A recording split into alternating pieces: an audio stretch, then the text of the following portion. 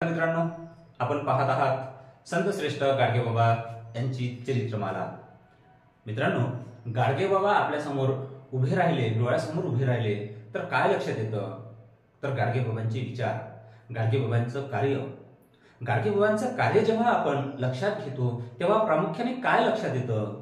तर गाडगे बाबांनी उभ्या हयातीमध्ये पशुहत्या बंदीसाठी केलेलं अजोड कार्य।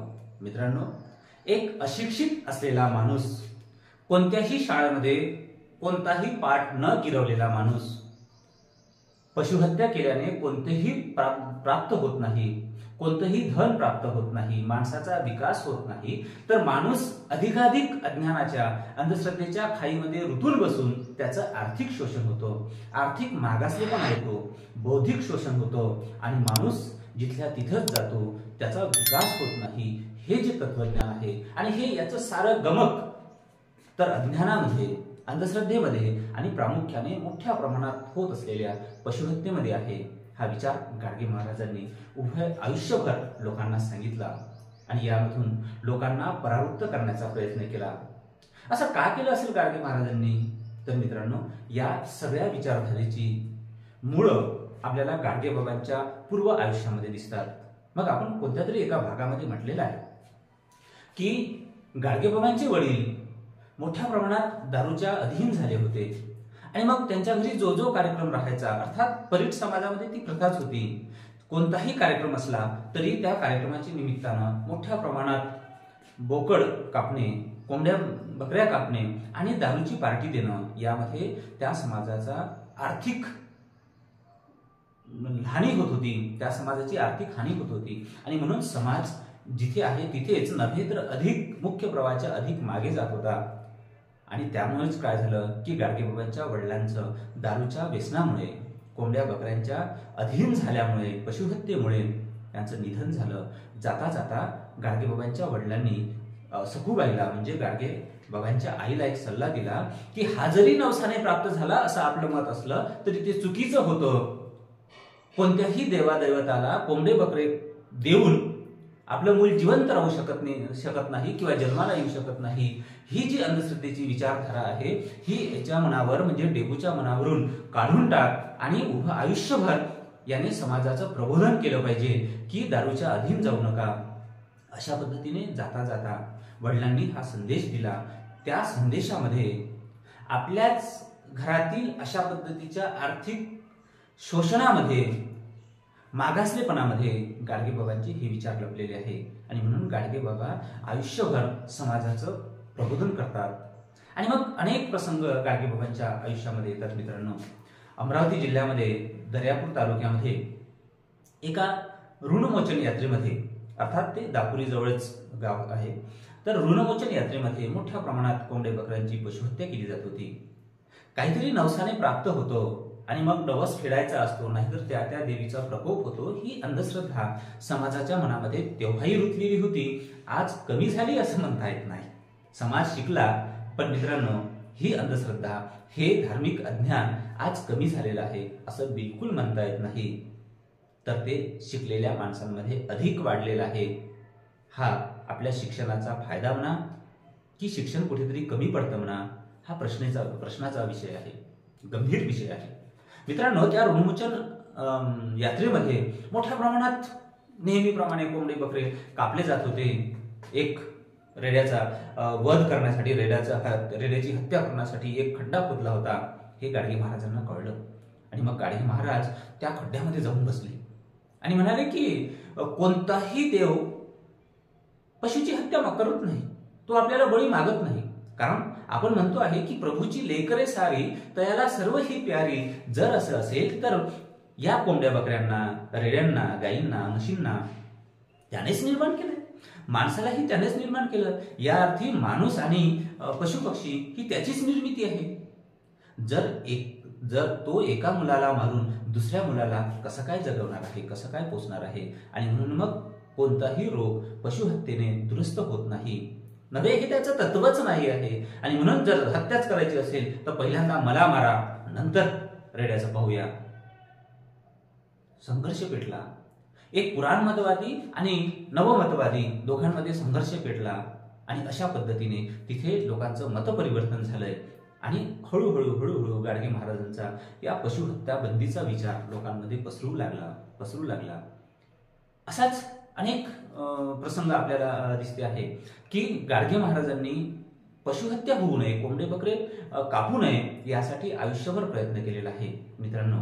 आणि ते सांगितलं सुद्धा आहे की आपण काय करतो की माझा मुलगा बिमार आहे, मग काय करायचं, मग कोणत्या तरी देवाचा प्रकोप झालेला आहे, मातामाई असेल, सोनामाई असेल, खेसाई असेल, मेसाई असेल, खंडोबा असेल, भैरोबा असेल, असे अनेक देवदैवत आहे ज्याला आपण पुजतो भजतो आहे. तर त्याचा कुठेतरी प्रकोप झालेला आहे आणि माझा मुलगा बिमार झालेला आहे आणि मग काहीतरी नवस बोलायचं आणि त्या नवसाने त्याची बिमारी, त्याचा आजार दुरुस्त होईल ही आपली धारणा अर्थात चुकीची धारणा असते. गाडगे बाबा म्हणतात की अरे तुमच्या मुलाला दुरुस्त करण्यासाठी एक कोंबडा देताय आणि कोंबडा देता देवाला कोंबडा देताय. कोंबडा देता म्हणजे काय देता, तर कोंबड्याचं फक्त थोडंसं रक्त देताय, बाकी मात्र माल आपणच लंपास करतो. थोडशा रक्तासाठी तो काय साहेबाचा चपराशी आहे? लहान लहान गोष्टीसाठी तुम्हाला पावेल. एखादी मुलगी, एखादी आजीबाई आपल्याला दुरुस्त व्हायसाठी किंवा आपल्याला शाळेमध्ये पास होण्यासाठी ती देवाला नवस बोलते की देवा मी तुला ₹1.25 पेढे देईल. ₹1.25 घ्यायसाठी तो काय रस्त्यावरचा हमाल आहे? अरे ज्याने ही पृथ्वी निर्माण केली तो काही निर्माण करू शकतो. या जगातली चराचर सृष्टीमधली प्रत्येक वस्तू ही त्यानेच निर्माण केलेली आहे. आणि आपण किती कंजूस, आपण किती त्याला बनवतो की देवाला लाच देतो. अरे देतो काय देतो, स्वतः तुम्ही निर्माण केलेले तरी द्या. नाही, देवानेच या पृथ्वीवर प्रचंड प्रमाणात फुलं निर्माण केले, त्यामधले दुसऱ्याच्या घरून आपण ओरबडून फुलं आणतो आणि त्यामधले 2-4 फुलं देवाला वाहतो. अरे असे आपण कंजूस, देव कसा काय पावणार आहे?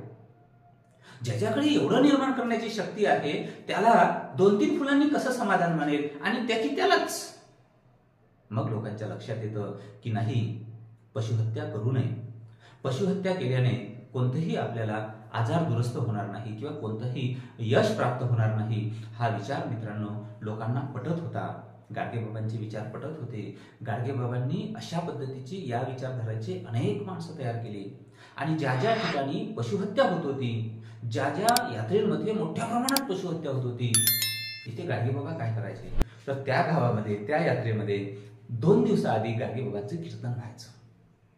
कीर्तनामधून गाडगेबाबा पशुहत्येविरोधात विचार मांडायचे, लोकांना पटायचे आणि मग 2 दिवसांनी जी होणारी पशुहत्या होती ती मात्र पशुहत्या टळायची. लोकांचं मन परिवर्तन व्हायचं, बदलायचं आणि खरोखरच देवाला बळी दिल्याने, पशुहत्या केल्याने, कोंबड्या बकऱ्यांना बळी दिल्याने देव पावत नाही, तर देव पुन्हा कोपतोय. कारण दुसऱ्याचं वाईट केल्याने कोणत्याही माणसाचं चांगलं होत नाही, यश मिळत नाही. मित्रांनो, हा निसर्गाचा नियम आहे. दुसऱ्यासाठी खड्डा केल्याने त्या खड्ड्यामध्ये केव्हा तरी आपणच पडतो. हा साधा ग्रामीण भागामध्ये रुजलेला हा नियम आहे. हा नियम पाळूया आणि गाडगेबाबांचा हा नवसायस केल्याने आणि त्यासाठी बळी दिल्याने, पशुहत्या केल्याने कोणतंही यश प्राप्त होत नाही, हा विचार आजही आपल्याला स्वीकारणं आवश्यक आहे. कारण आजही ग्रामीण भागामध्ये मोठ्या मोठ्या यात्रांमधून, कुठेतरी ग्रामीण भागांमध्ये एखाद्या नदीच्या किनाऱ्यावर, नाल्याच्या किनाऱ्यावर आजही मोठ्या प्रमाणात मित्रांनो पशुहत्या होते आहे. देवाच्या नावावर कोंबड्या बकऱ्यांना बळी दिल्या जाते आहे. मान्य आहे की 19वे 20वे शतक हे अज्ञानाचं शतक होतं, धर्म अंधश्रद्धेचं शतक होतं. लोकांच्या मनातील रूढी, प्रथा, परंपरा या पक्क्या बसलेल्या होत्या. त्या अज्ञानमूलक का होईना पण पक्क्या बसलेल्या होत्या. पण मित्रांनो, आता शतक उजाडलेलं आहे, विज्ञानिक सुरू झालेलं आहे, ज्ञानाचा प्रकाश सर्वतो पडतो आहे. अशाही युगामध्ये अंधश्रद्धा कमी झाली का? पशुहत्या कमी झाली का? नवस साळ्याच बोलणं कमी झालं का? देवाला कोंबडे बकरे देणं कमी झालं का? मित्रांनो, विचार करण्यासारखा असा हा गंभीर प्रश्न आहे. गाडगेबाबांचं उद्बोधन, गाडगेबाबांचं उभं आयुष्य, गाडगेबाबांचं ते अत्यंत लोकांसाठीच ते झटणारं आयुष्य वाया जाऊ नये आणि म्हणून आपण पशुहत्या बंद केली पाहिजे, बळी प्रथा बंद केली पाहिजे. हाच विचार गाडगेबाबांचा मला वाटते खऱ्या अर्थानं आदरांजली होईल. धन्यवाद.